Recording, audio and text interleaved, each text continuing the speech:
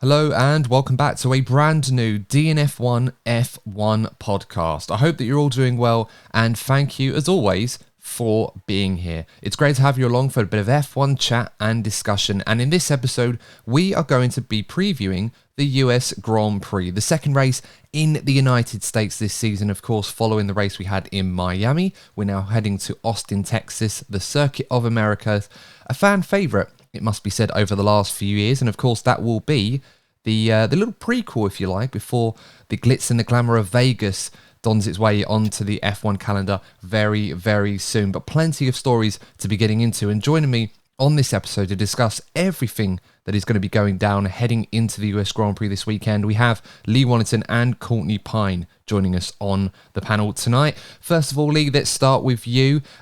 Embracing the colder weather in the UK. It's been a bit of a frozen snap, if you like. How are you doing, mate? Keeping warm by the looks of it. Yeah, I'm cold, so jumper on. But apart from that, I'm good. I'm looking forward to this weekend, and now the gloves are off. I'm really interested to see what Max can deliver when he's got no pressure to actually ping a result. Obviously, it's going to be we'll reach on that later. But the interesting battles behind is getting really juicy. It really is, and I can only imagine that the only thing more dangerous than Max Verstappen under pressure is Max Verstappen with no pressure to race as freely as he wants to. But practice pit stops. Maybe He's got a bit of 1.8 seconds now, 1.7. You know, he wants that record. Yeah, that's a really good point. I think we can kind of segue ourselves into that in a moment. But let's check in with Courtney, of course, before we start that. But Courtney, as I said, very cold weather at the moment. Obviously, made of a thicker skin, a bit more tougher, I suppose, than myself and Lee are absolutely freezing at the moment. But how are you holding up, mate? Yeah, you two are soft indoor workers. Try doing an outside job, you'll get used to the cold. If only there was a way, yeah. No, I'm good. In a way, I think now both championships are wrapped up. We knew it was inevitable a few months ago. Now both championships are wrapped up. We can sort of enjoy the rest of the season, and I think now Max has wrapped it up. I think the main focus now goes on to the Mercedes, Ferrari, and potentially McLaren battle. I think that's going to be the main talking point for these last few races.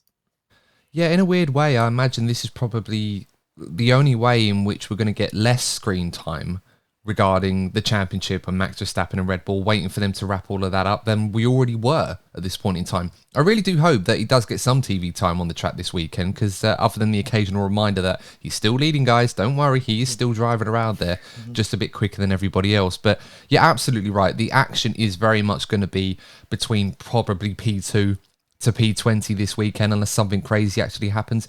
But of course, we should mention the little tidbit that Lee brought in earlier, and that was McLaren, a new world record, fastest ever pit stop in Formula One. And it must be said, given that we've got these new 18-inch higher profile tyres, it's a lot harder for teams to get faster with these pit stops. But as we've seen all year, teams have been banging out faster pit stop. They've been really getting close to that 2-second pit stop time.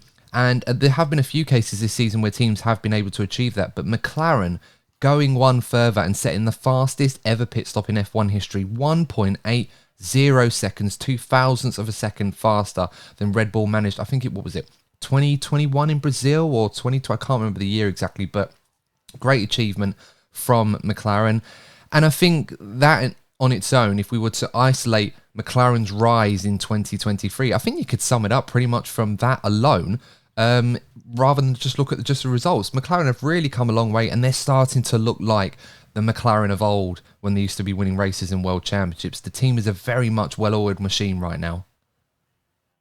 Right, it's definitely shows the steps that they're taking, that not just the drivers are improving and the car is improving, but we know how important it is for the team off the circuit, so to speak, to perform, and having just the engineers hitting that constant that times is so difficult weekend after weekend. So the fact that it breached Red Bull's record, which Red Bull are probably one of the best pit stop crews in the whole grid, brilliant achievement, and lots and lots of practice to get that kind of synchronization. You see some of the slowdown clips that the Formula One released, and it's just mind-boggling how much they actually process in that 1.8 seconds. It's crazy. But well done, McLaren. It really is blink and you'll miss it stuff from McLaren. You slow it all down and you see every little action or movement that is required to make that go as flawlessly as possible. And it was absolutely wonderful to see. It really does marvel or boggle the mind at how they're able to do that so effortlessly and so flawlessly. But brilliant stuff from them. And you're right, Lee, to point out about Red Bull's previous success at fast pit stops. This is only the third pit stop this season that was sub 2 seconds from, according to F1's graphics and their information. Ferrari was one of the other teams that actually did a sub 2 second pit stop in that race, 1.93 seconds. So congrats to them. Obviously not as good as McLaren. Something about right. It's usually about a tenth between those two at the moment. So it's about right. And Red Bull, as you rightly point out, Lee, they were the other one in Hungary doing a sub 2 second pit stop. F1 supplied an interesting graphic on their Instagram the other day regarding this, and of course if you have seen this you'll probably know where I'm going with this, but from what I can gather from this, there have been 29 sub 2 second pit stops in Formula 1, assuming this graphic is correct. And how many, out of curiosity, do you think Red Bull on their own have managed to do? 25, I reckon. You're not over 90%. You're not far off, to be fair. If my maths is correct on this one, Red Bull have managed to pull off 23, I believe, of those 29 pit stops. That's remarkable. The next fastest is Williams. After that, they've done 3 of those. Ferrari have done 2, and McLaren have done the other 2, of course, including the fastest of them all. So incredible stuff from McLaren in that regard. But it just goes to show right now that, you know, the best teams usually are the ones that have the best pit stops at the moment. I'm as surprised as anyone to see that graphic and see that Mercedes haven't even done one sub 2 second pit stop. So, Mercedes have got to get their act together on the pit stops, got to be faster. You know, every little bit helps for them. So, food for thought on that one. Very interesting to see that before we get into the topics of discussion. And I think the first one we have to talk about, US Grand Prix this weekend. Seeing as we were talking about McLaren earlier, I think we should start with them. Impressive result in Qatar. Oscar Piastri winning the sprint race with Lando coming third in that. And then, of course, the second and third in the main race. Really cutting down the deficit to Aston Martin. Now, for all intents and purposes, I think a lot of people are expecting McLaren to overtake Aston Martin and get P4 in the Constructors' Championship. However, according to their drivers, they're setting their sights higher. They're aiming as high as even Ferrari, who are currently 79 points ahead of them. And I want to get your thoughts on this, guys. Can McLaren not only beat Aston Martin, but is it possible they could get Ferrari or maybe even Mercedes, who are only, 28, 29 points ahead of Ferrari? Is that possible? I think it depends on how consistent Ferrari are. I think I definitely believe McLaren are the most consistent team in terms of speed behind Red Bull. But I think given the gap, it all comes down to how many times both Ferraris can bring the car home. We're getting to the time of the season now where reliability is starting to become a factor. We've already seen Carlos Sainz couldn't take part in the last race for, said reason. So I think Ferrari need to be a lot more consistent when it comes to the traditional problems that they have both on and off track. They have improved in recent races, but I feel how Ferrari conduct themselves is going to be what makes a difference, because I do think in terms of raw pace, McLaren have a slight edge, but they're not going to be able to outscore Ferrari unless Ferrari make a few mistakes. What do you think, Lee? Because you brought this to our attention before that McLaren was setting their sights higher than P4. Understandably, of course. You were very much of the opinion that McLaren should have every right to be optimistic about their chances, that they could in fact catch Ferrari if their current form continues the way that it is towards the end of the season. Yeah, I still stand by that. I think obviously teams should always aim higher. It's a good goal, even if they can't achieve it. It's still good to have a goal to drive the team forward. But you just have to look at the last weekend out or last race out. McLaren got 2 double podiums. If McLaren can repeat that and say Mercedes get in the middle, or even if Courtney points out that this reliability comes in, that's just point swing of 20 to 30 points potentially if between second and third and sixth and seventh. we've still got enough races that the 20-30 points win could overhaul. So it's not a wild result based on McLaren's previous results in the last few races. So McLaren could easily achieve it. Admittedly, races will have to go their way, and that's not a guarantee. And we know that, and we know Formula One can be very unpredictable as much as it can be quite predictable sometimes. It can still show surprises. But yeah, I think go McLaren. Let's make the end of the season enjoyable. Yeah, I certainly don't disagree with you on the form element. I think McLaren's form in the last couple of races has been remarkable. It depends on how you look at this, because if you look at the last two races, McLaren have got 2 double podiums, including a first and a third in the sprint in Qatar as well to boot. That alone, compared to Ferrari and even Mercedes, you'd probably think maybe they could if they repeated those results for the rest of the season and their rivals had the same level of misfortune or level of underperforming that they've had in those races to compare. So it's certainly not out of the question. If you look at it since the summer break, in that level of scrutiny, McLaren have only outscored Ferrari by 8 points. And, if that was to happen again over the next 5 races, obviously, this doesn't become an issue. Ferrari should focus more on Mercedes. But we can't really do that. We have to focus on the last few races and see where the form is going. All right, granted, they have been at circuits where we were expecting McLaren to be very, very strong and Ferrari, for example, to be quite weak. But the last few races, it could really go either way. I would say right now, I think Ferrari have just about enough of a buffer to keep McLaren at bay if the form book continues to go as it has been at the moment. But as I said, if Ferrari have reliability issues like they did at Qatar, where Sainz wasn't even able to take part in that race, and that really did hurt Ferrari, because you could argue that's a P6 or a P7 at minimum that they've lost out on because they've not had their second car in that race. So if things like that happen, there could be a big enough of a swing to turn the tide. And that would be remarkable for McLaren, given where they were at the start of the season and the risks they had to take on their development program and the concept they were going down. We all saw how hard it was from the start. To be where they are now, to be out and out probably the best or biggest challenge to Red Bull, and I don't think many can argue that right now. Things are looking great for McLaren. If they don't get P3 or P2 this season, I don't think they should be too disappointed. They have to look at the bigger picture, continue to improve on what they already have, and maybe the old glory days of McLaren are not too far away if they keep going on the trajectory that they are.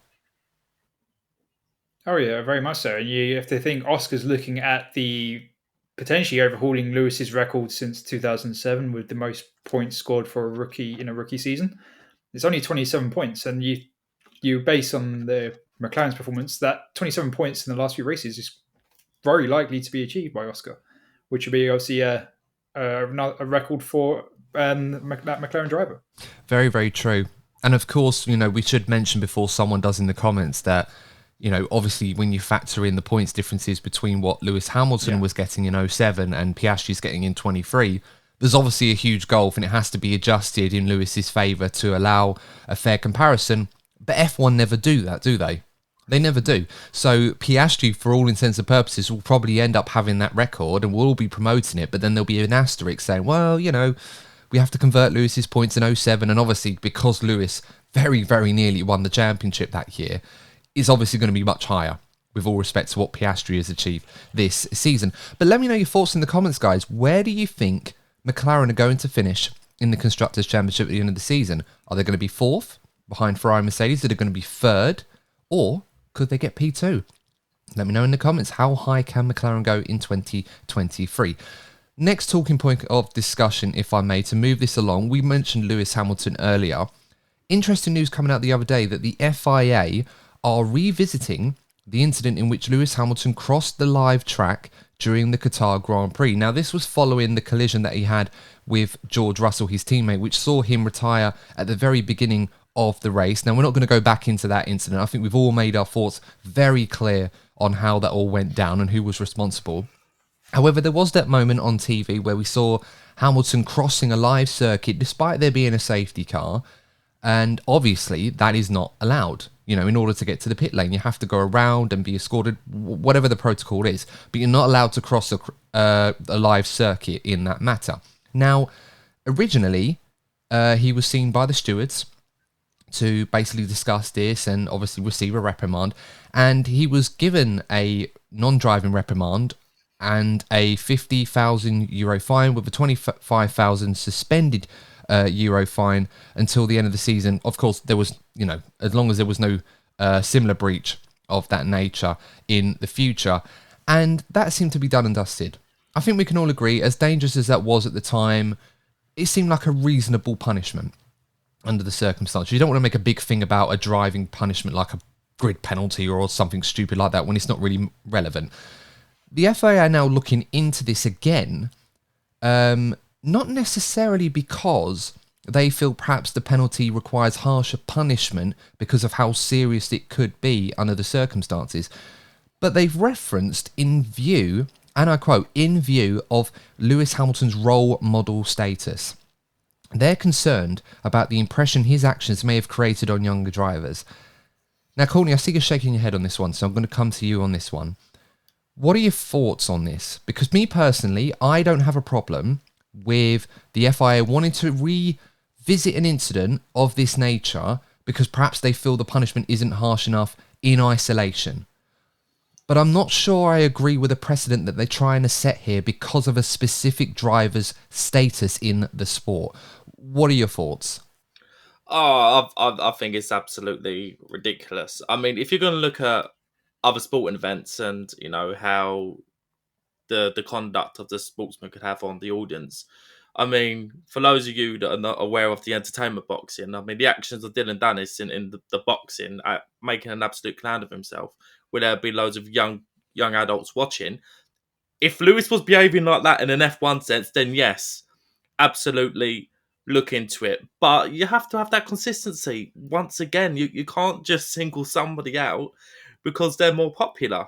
Because you're basically singling the guy out because of his success. And all that does, it builds that narrative that Lewis Hamilton is picked on by the stewards.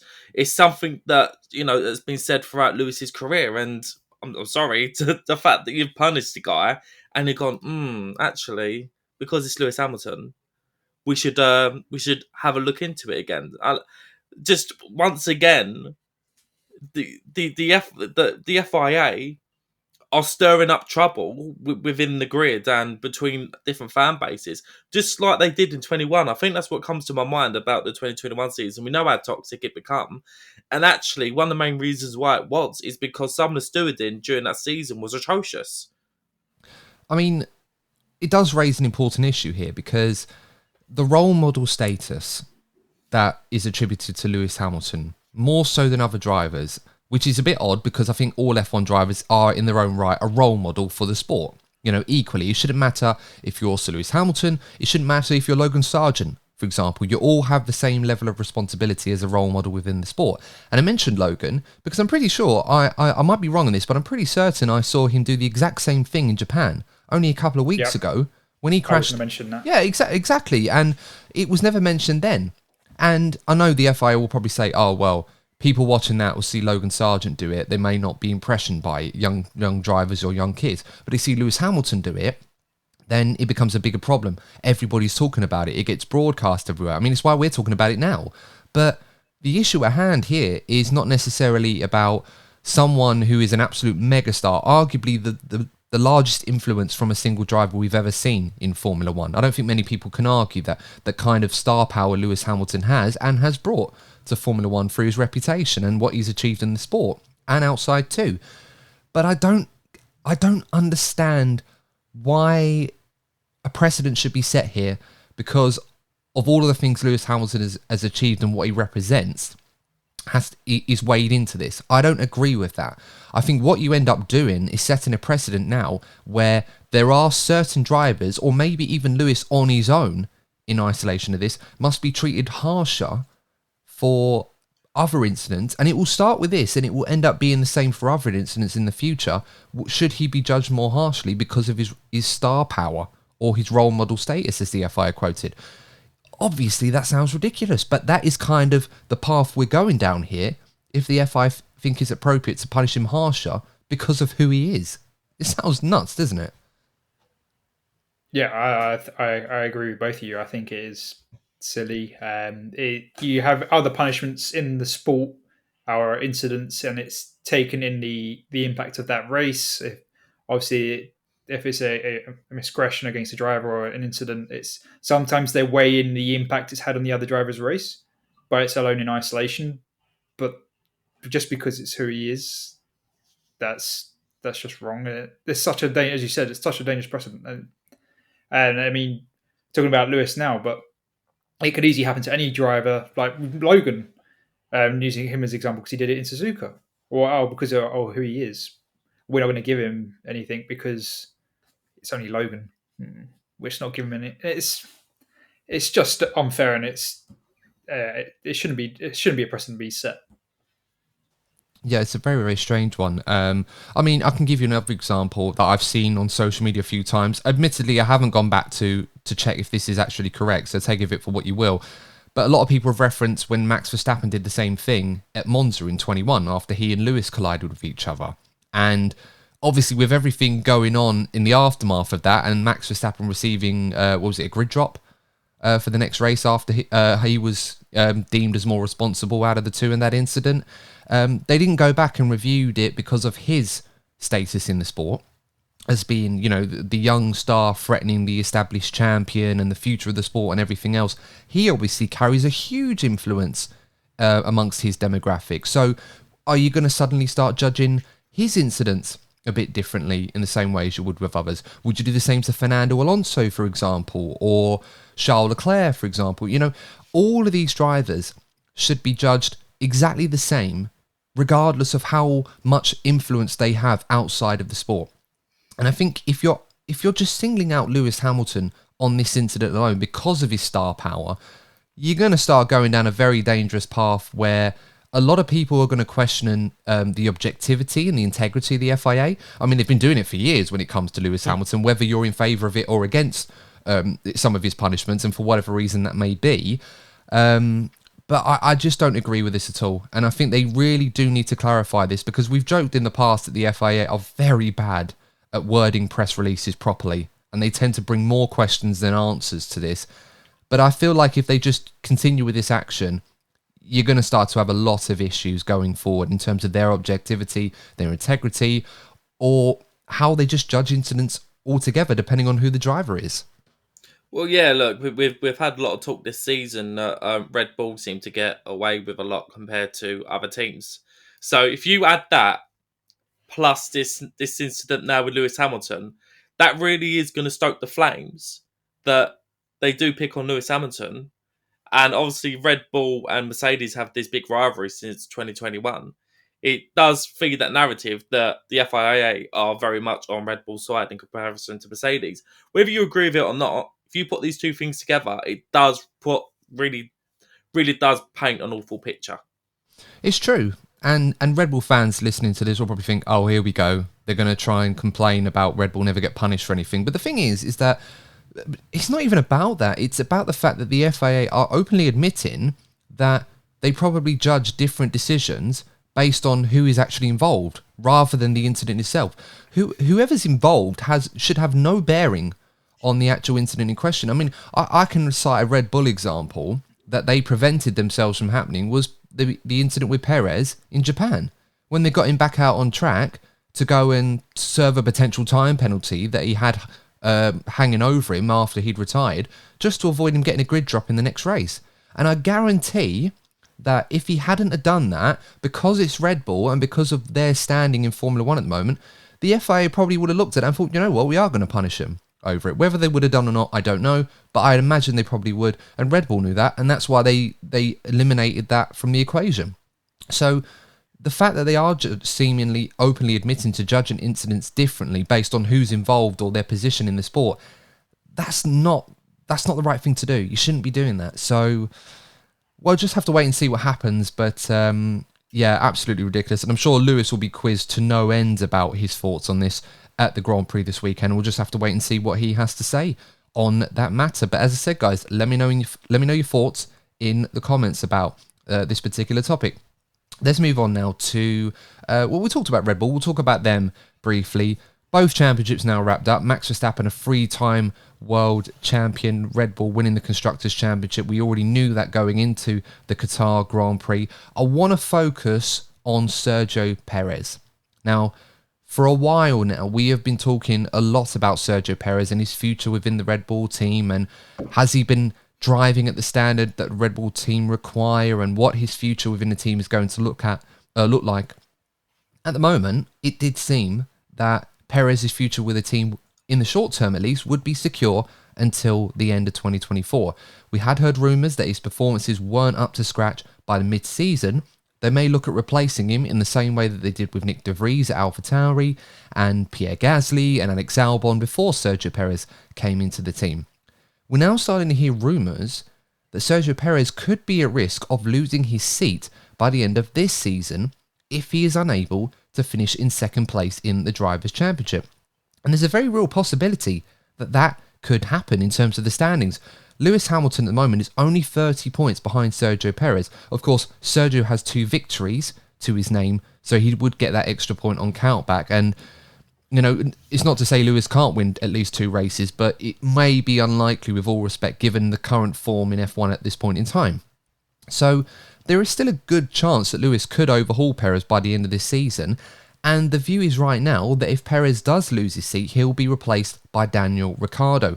This has been coupled by reports and rumours that Sergio Perez may be considering retirement at the end of this season if he loses his seat at Red Bull. So I want to get your thoughts on this news, guys. I think we were expecting Perez to be at risk of losing his seat, but I don't think any of us could have foreseen that Perez was going to lose his seat at the end of this season. The view has always been Perez will definitely be in a Red Bull in 2024.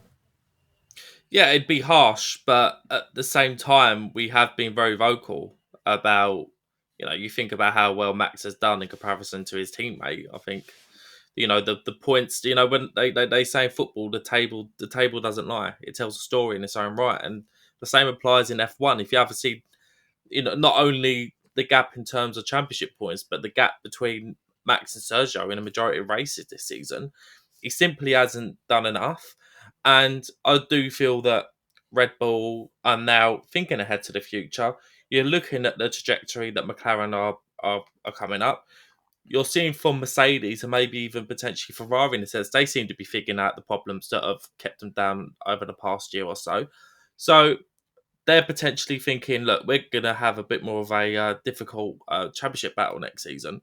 We're going to need both of our drivers to be at their best in order to, help us win both championships. So maybe they're thinking ahead, because you would think next season, let's say hypothetically speaking, that's a phrase I like to say a lot on here, McLaren are on similar pace or Red Bull, or maybe they come out the blocks fast.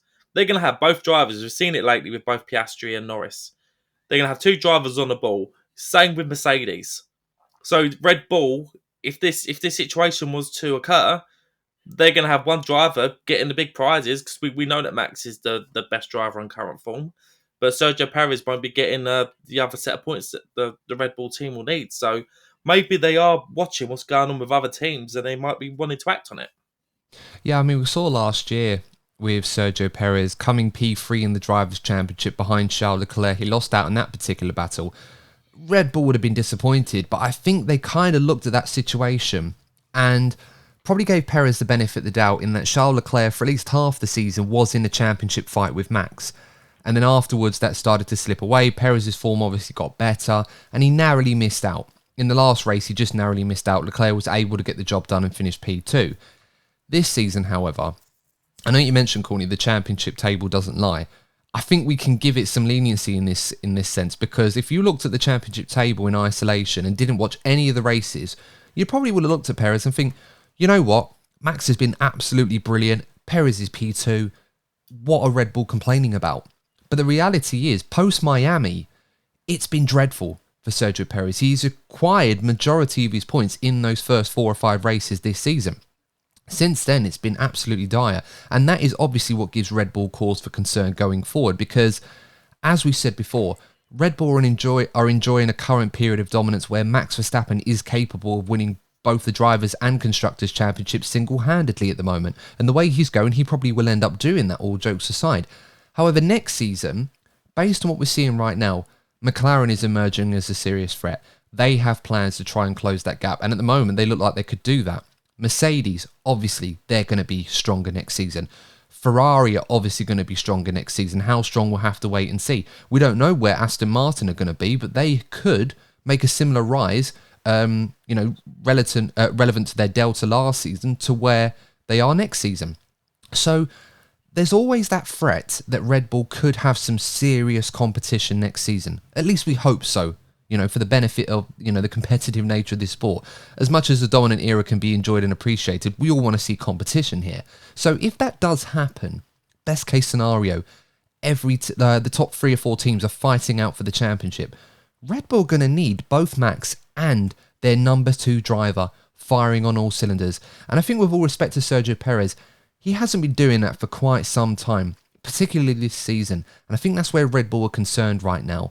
And for me, I would love to argue the case for Sergio Perez, but I feel Red Bull are looking at Ricciardo right now and feel that he's been doing the work on the sim. He's been doing, the couple of test days that he had in the Red Bull before, what he was showing at AlphaTauri, and I imagine they will use this next 5 races that he is back with the team, hopefully this weekend he is, as a good litmus test to determine if he is definitely ready to be in that Red Bull next season, in order to give themselves the best chance of protecting the advantage that they currently enjoy at the moment. Because with Sergio Perez, if Red Bull are in a position where they need both of their drivers to really be on their A game, I can't honestly say that Sergio Perez is going to be able to live up to that right now. Lee, what are your thoughts? Yeah, I completely agree with both of you. I do also add that it's far more liberty, whichever we're going to put it, has been pushing behind the scenes that they want Red Bull to have 2 world-class drivers.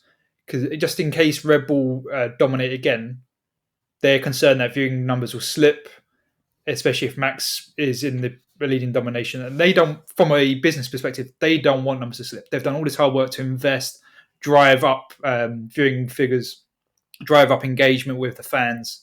And the last thing they want is to all be undone. So they've been pushing behind the scenes for another world-class driver. And unfortunately, Sergio is not delivering that world-class driver tag that from Red Bull to have an interesting in a team fight, I should say. So you don't know what backroom deals are being said or how much pressure actually FOM is putting. I know it's been going on for a while, but they could be really upping the pressure. Look, Sergio's rubbish. Get Daniel in. Daniel is the second most popular driver on the grid. So even if Max dominates, the level of engagement from having Daniel in the team alone, it will counteract. And so I think it's a mix of factors from just engagement with the fans, from Sergio's performance, Red Bull's internal pressures. I think it's all going to deliver, and it could be an axe to Sergio's proverbial neck. Very much so.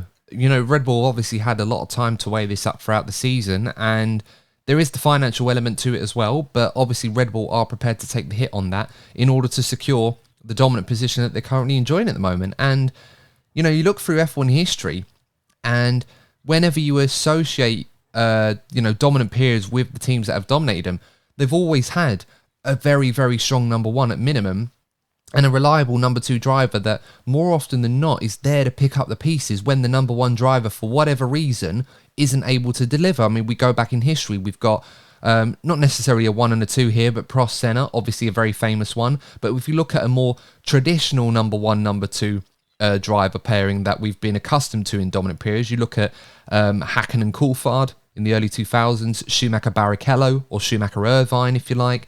We can go a bit further forward with Sebastian Vettel and Mark Webber, although that relationship was never necessarily accepting that Webber was the number 2, at least from Mark's side, but of course it did work. And then of course you got the more recent Hamilton-Bottas relationship.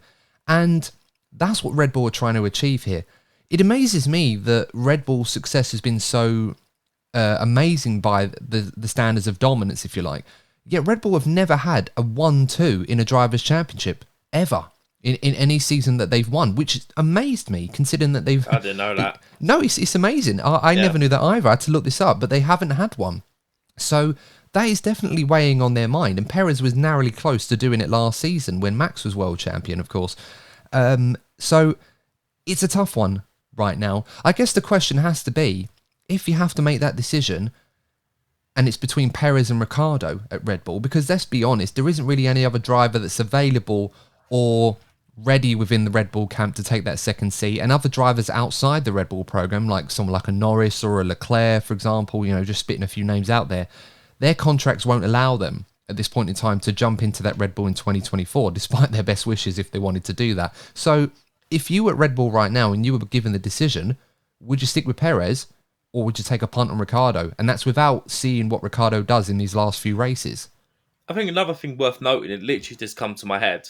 I get the feeling that Daniel's driving style is a lot more similar to Max compared to Sergio. We all know he's a late breaker and having that confidence in the front of the car.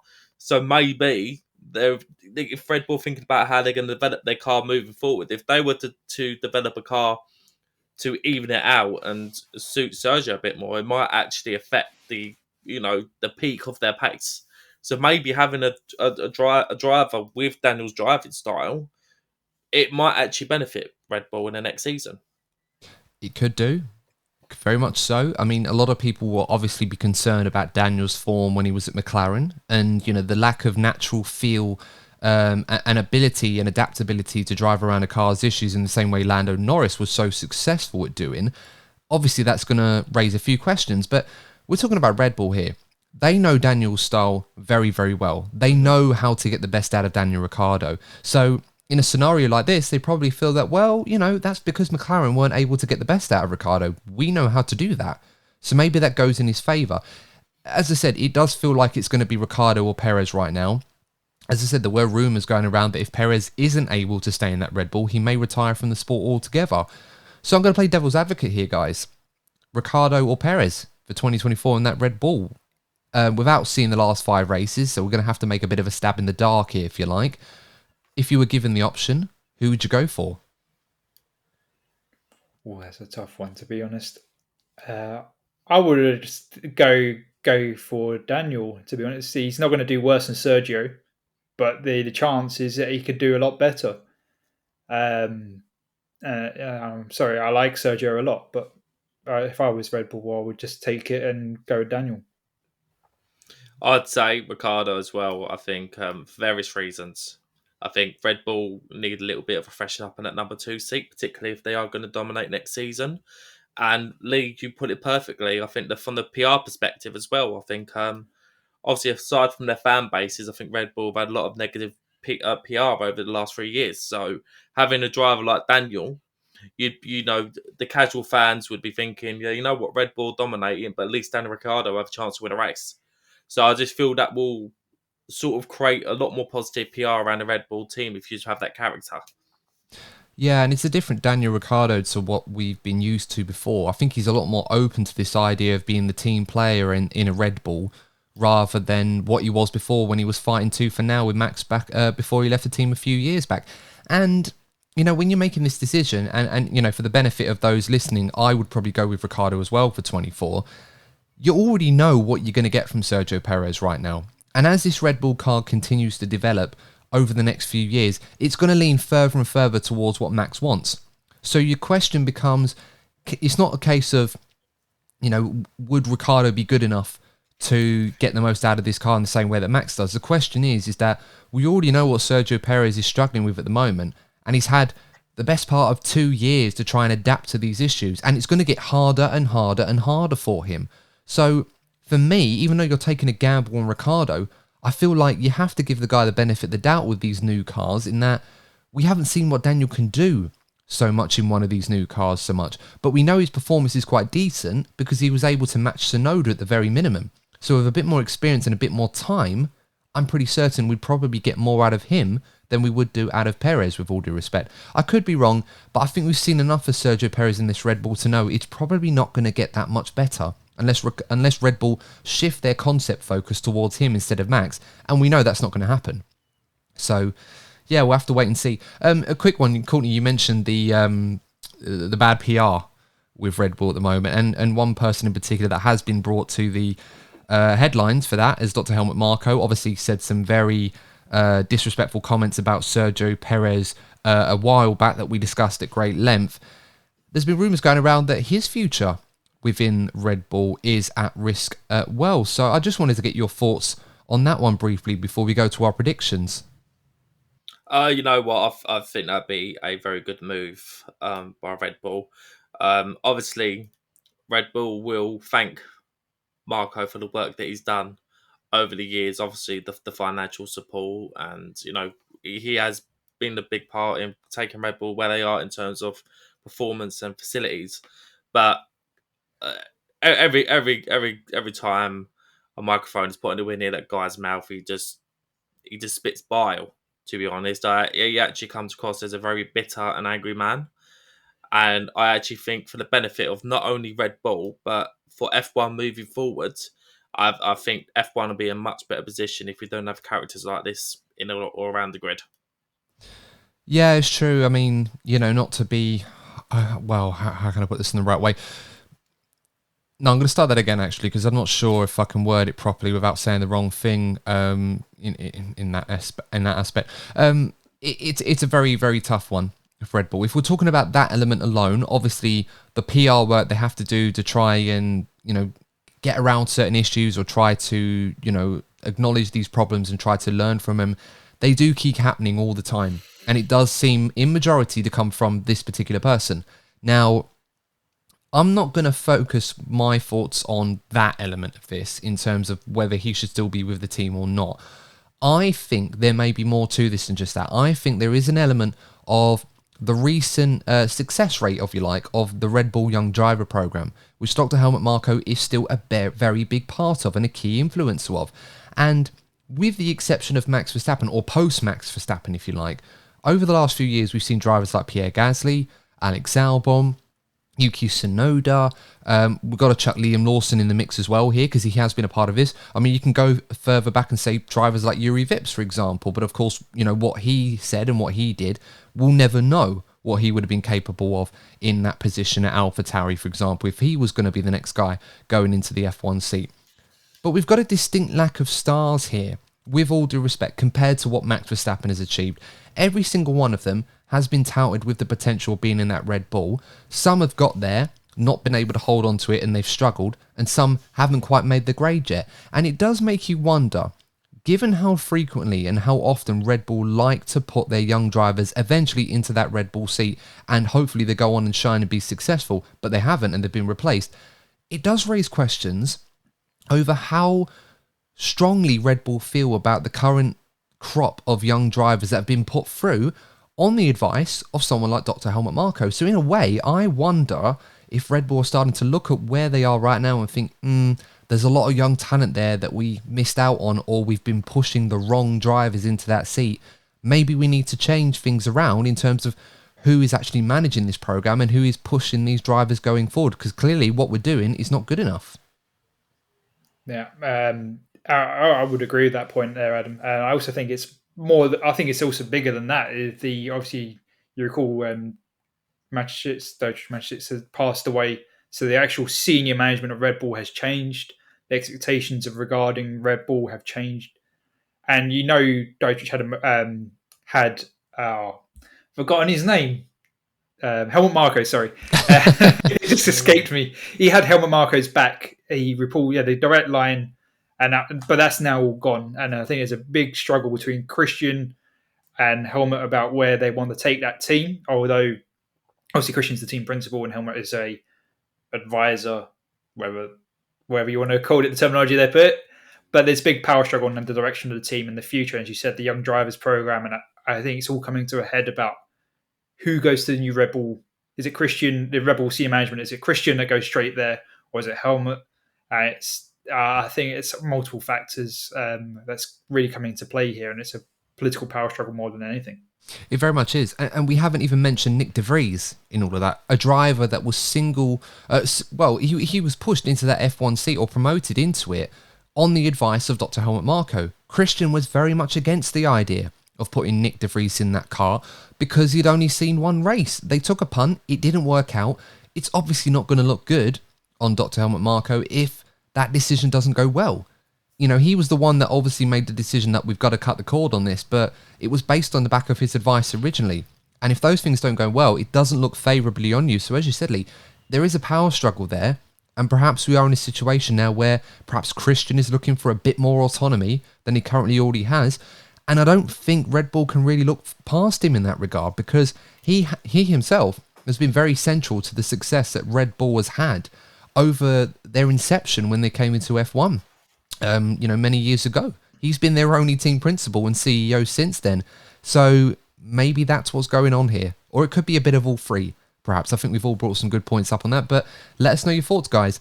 Now, moving on to the final part of our preview, we've got our predictions. And for those of you that are new to this, we have set categories where we give predictions based on what we think will happen this weekend.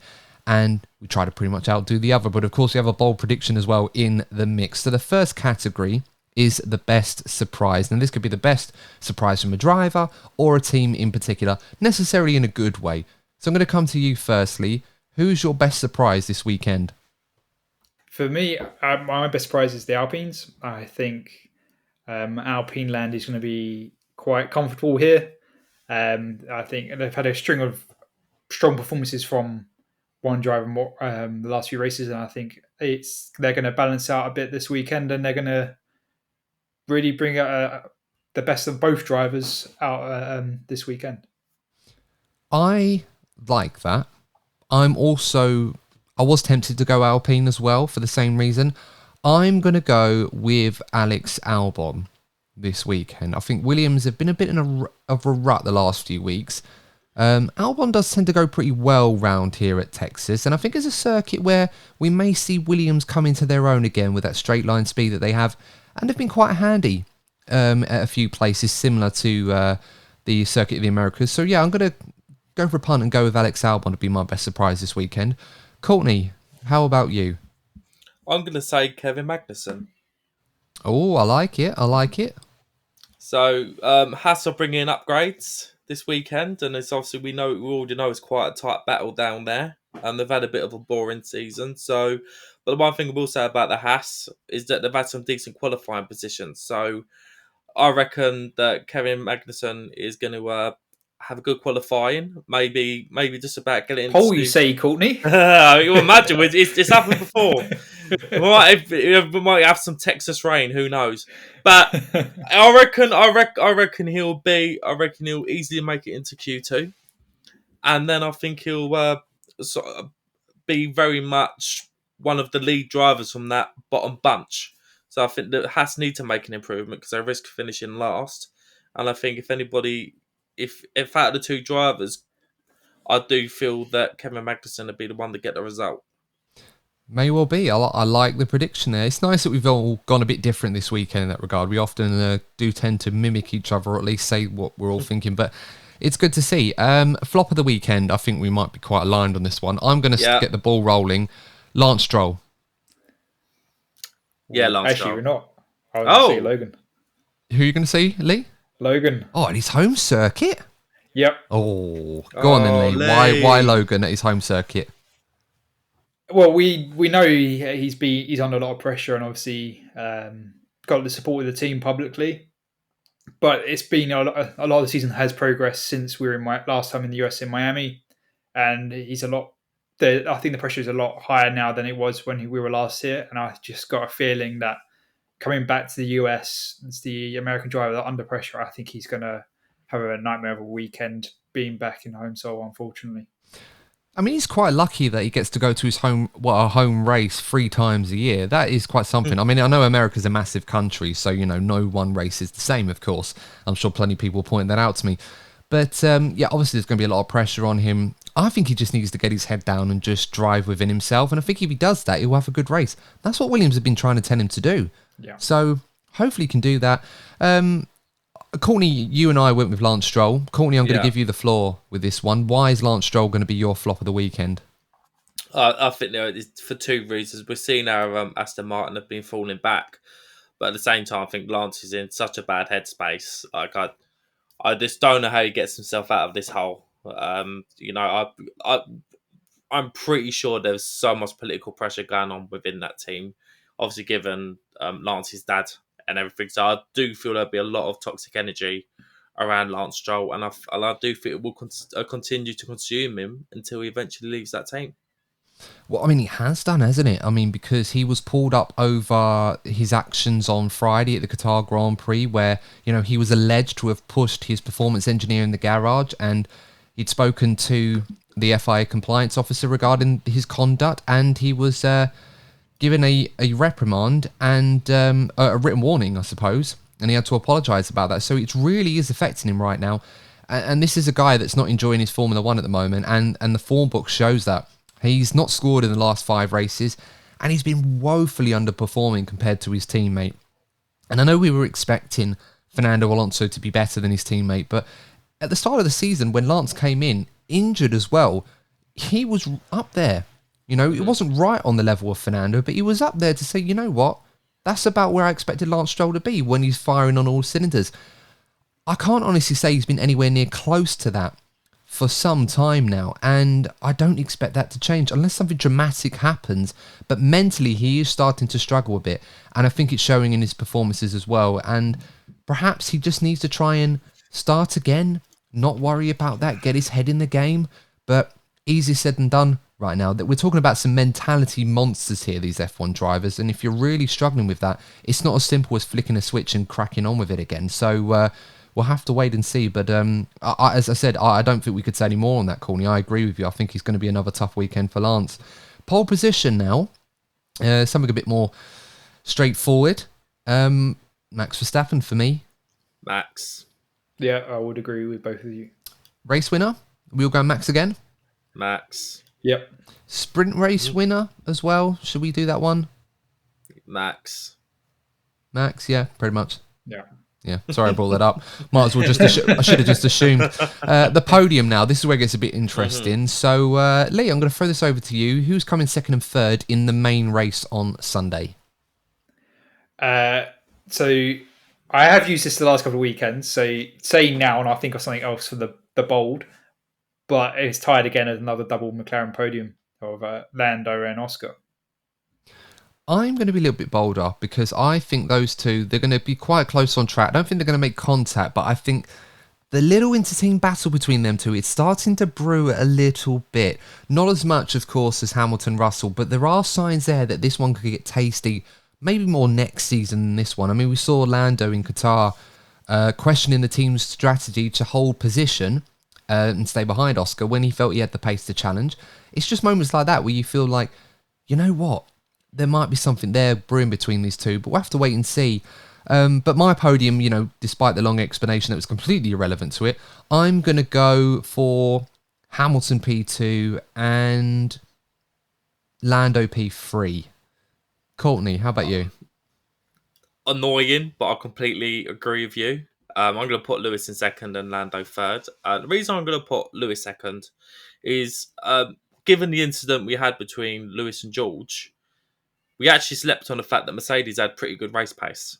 Because there was confidence in Mercedes that they were going to have good race pace. And George did a really good job, good recovery drive.